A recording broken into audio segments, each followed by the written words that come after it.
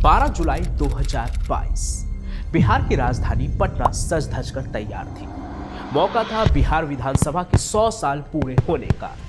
खुद प्रधानमंत्री नरेंद्र मोदी इस ऐतिहासिक पल का हिस्सा बनने के लिए पटना आने वाले थे।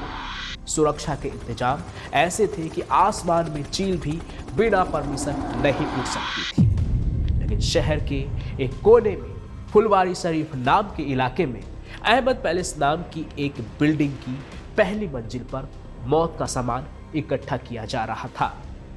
वहां कुछ लोग जमा थे। वो कोई आम क्रिमिनल्स नहीं थे, बल्कि पॉपुलर फ्रंट ऑफ इंडिया यानी पीएफआई के हाईली ट्रेंड्स कमांडर्स थे। उनके सामने टेबल पर रखे थे हैंड ग्रेनेड्स, आईईडी बनाने का सामान और प्रधानमंत्री के काफिले का पूरा रोड मैप। प्लान खौफनाक था। जैसे ही मोदी का काफिला फुलवारी शरीफ के करीब से गुजरे, एक फिदायीन हमला या फिर बम धमाका करके पूरे देश को दहला देना। लेकिन उनसे एक बड़ी गलती हो गई। एक व्हाट्सएप मैसेज पहुंचा और फिर सामने आया ऑपरेशन ऑक्टोपस। एक ऐसा अंडरकवर ऑपरेशन जो कि भारत में कम ही देखा गया है। ऑपरेशन ऑक्टोपस से आप शायद समझ गए होंगे कि बात पीएफआई की होने वाली है। लेकिन क्या एक टेररिस्ट ऑर्गेनाइजेशन के बैन करने से हमले बंद हो जाते हैं? आपको क्या लगता है? कमेंट में जरूर लिखिएगा, साथ ही सब्सक्राइब का बटन भी दबा दीजिए।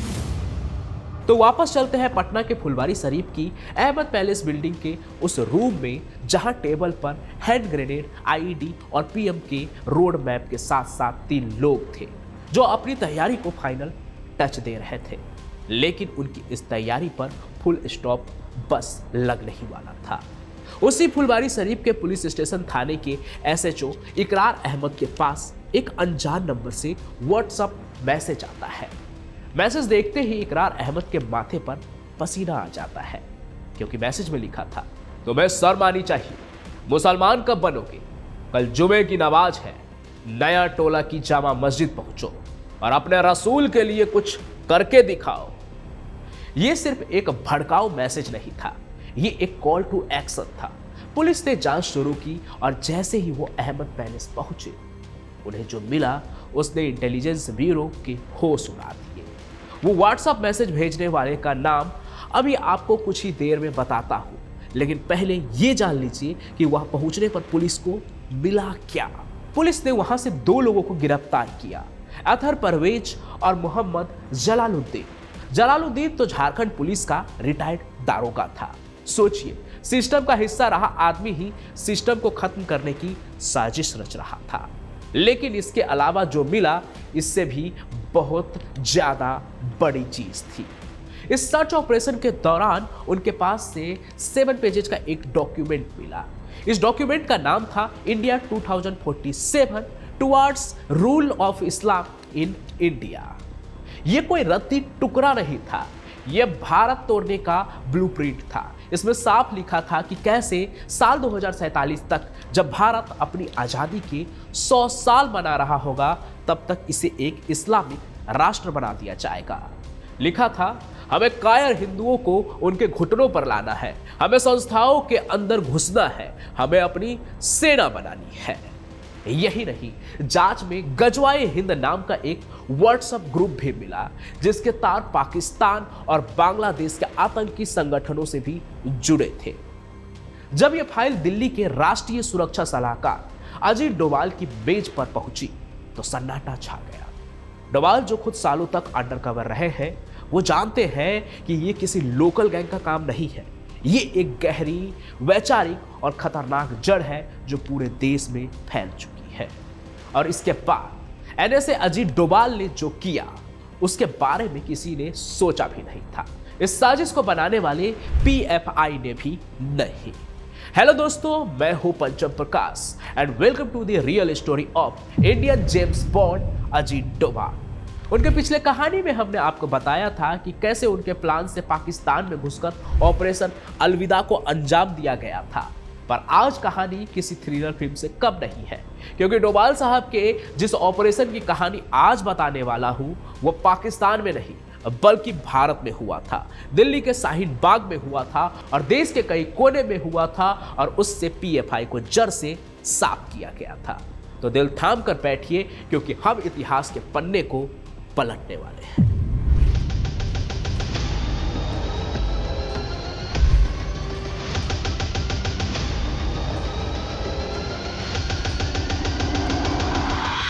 जुलाई 2022 साउथ ब्लॉक दिल्ली। बिहार की राजधानी पटना में हुए कारनामे के बाद दिल्ली में एक बेहद कॉन्फिडेंशियल मीटिंग होती है। कमरे में सिर्फ 3 लोग थे, प्रधानमंत्री नरेंद्र मोदी, गृह मंत्री अमित शाह और Ajit Doval, the Indian James bond. Doval ने फाइल मेज पर रखी और सीधे प्रधानमंत्री की आंखों में देखकर कहा, सर, कल तक ये लोग दंगे करवा रहे थे, आज आपका अंत चाहते हैं और आगे 2047 का जो सपना उन्होंने देखा है वो हमारे लोकतंत्र की कब्र पर टिका है और ऐसा मैं होने नहीं दूंगा सर। डोवाल साहब ने वही आगे प्रधानमंत्री से कहा, मुझे बस 90 दिन दीजिए सर, मैं 90 दिनों के अंदर इस देश की धरती से पीएफआई का नामो निशान मिटा दूंगा। नो ब्लडशेड, नो ड्रामा, सिर्फ सफाई होगी। प्रधानमंत्री ने बस सिर हिलाया। वो जानते थे कि डोवाल जब कुछ कहते हैं तो उसका मतलब क्या होता है, लेकिन चुनौती पहाड़ जैसी थी। पीएफआई कोई छोटा आतंकी संगठन नहीं था। इनके पास 5 लाख से ज्यादा मेंबर्स थे, इनके पास वकीलों की फौज थी, इनके पास विदेशों से आने वाला करोड़ों रुपए का फंड था और सबसे बड़ी बात, इन्होंने खुद को सोशल एक्टिविस्ट का चेहरा पहना रखा था, एक चोले के पीछे छुपे हुए थे। अगर सरकार उन पर सीधा हाथ डालती तो वो फौरन विक्टिम कार्ड खेलते, दंगे भड़कते, मानवाधिकार संगठन चिल्लाने लगता और इंटरनेशनल लेवल पर भारत की छवि खराब होती। ये तमाम डर था उनके आगे, लेकिन डोवाल को एक ऐसी चाल चलनी थी जिससे सांप भी मर जाए और लाठी भी न टूटे।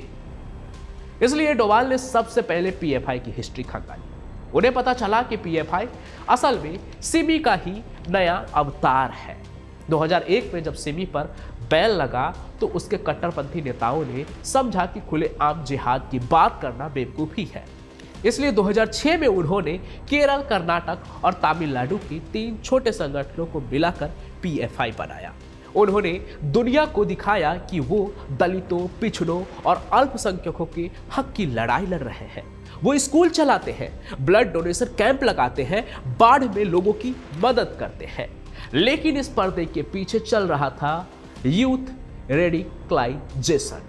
2010 में उन्होंने केरल के प्रोफेसर टीजे जोसेफ का हाथ काट दिया था, सिर्फ इसलिए क्योंकि जोसेफ ने क्वेश्चन पेपर में पंक्चुएशन मार्क लगाने वाला एक एक्सरसाइज रखा था और उस एक्सरसाइज में एक क्वेश्चन जो है वो फिल्म निर्माता पीटी कुंजू मोहम्मद की एक किताब से संवाद के तौर पर लिया गया था और उसमें एक कैरेक्टर का नाम मोहम्मद रख दिया गया था। सोचिए, अगर टीचर ने कुछ गलत भी किया, अगर उन्होंने धार्मिक भावना को ठेस भी पहुंचाया, तो उसके लिए पुलिस थी, उसके लिए अदालत थी, कोर्ट कचहरी था, न्यायपालिका था। पर यहां क्या हुआ वो आप समझ सकते हैं, हाथ काट दिया गया बस इस बात के लिए। आगे 2017 में पता चला कि केरल से आईएसआईएस ज्वाइन करने वाले लड़के पीएफआई के ही ट्रेनिंग कैंप से निकले थे। ईडी की जांच में खुलासा हुआ कि गल्फ देशों में हवाला के जरिए 120 करोड़ से ज्यादा भारत आए थे। ये पैसे गरीबों को नहीं बल्कि दंगों और हथियारों के लिए इस्तेमाल हो रहा था। डोवाल समझ गए कि पीएफआई जो है वो पूरे सिस्टम में ऑक्टोपस की तरह फैला हुआ है, जो बैठा तो एक जगह है लेकिन उसके हाथ हर जगह फैले हुए हैं और इसे खत्म करने के लिए उन 8 हाथ को एक साथ काटना होगा। डोवाल की पहली चाल थी पीएफआई को उनके ही समाज से अलग करना, यानी कि पीएफआई ने जो इस्लाम का चोला पहन रखा था, लोगों के नज़र में जो वो उनकी हिमायती बनकर बैठे थे, सबसे पहले ज़रूरी ये था कि उनके नज़र में ये क्लियर हो कि पीएफआई उनके अपने नहीं है बल्कि वो देश विरोधी गतिविधि में लिप्त है जिससे भारतीय मुसलमानों का कोई लेना देना नहीं है। डोवाल चाहते थे कि पीएफआई की हरकतों की वजह से आम मुसलमान को कोई दिक्कत न हो, वो सड़क पर ना आए, जिनके नाम का गलत इस्तेमाल ये सब कर रहे थे। 30 जुलाई 2022 को दिल्ली में एक इंटरफेथ कॉन्फ्रेंस बुलाई गई। इसमें देश के सबसे बड़े सूफी संत और मुस्लिम विद्वान शामिल हुए।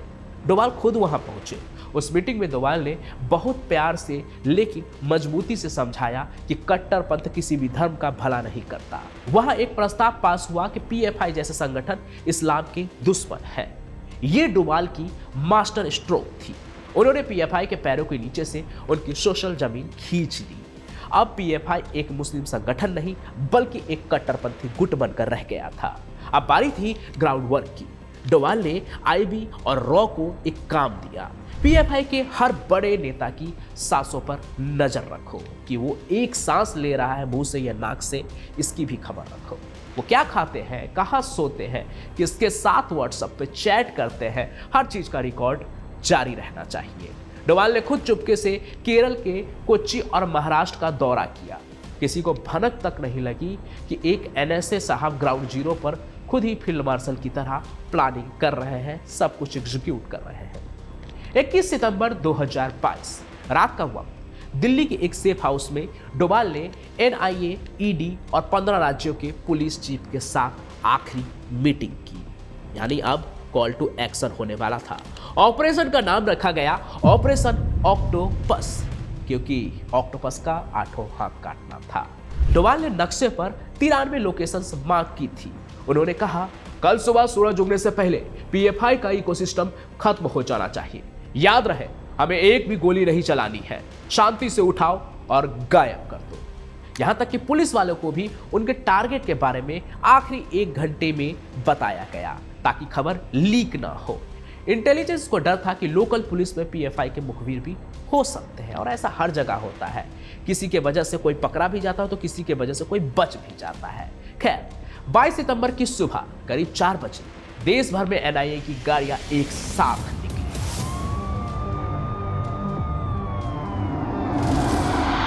केरल में पीएफआई के चेयरमैन ओएनएस सलाम के घर पर दरवाजा तोड़ा गया।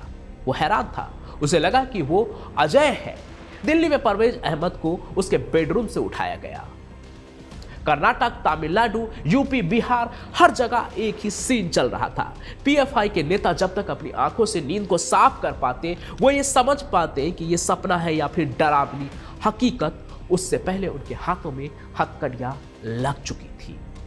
पहले ही दिन 106 बड़े मगरमच्छ पकड़े गए।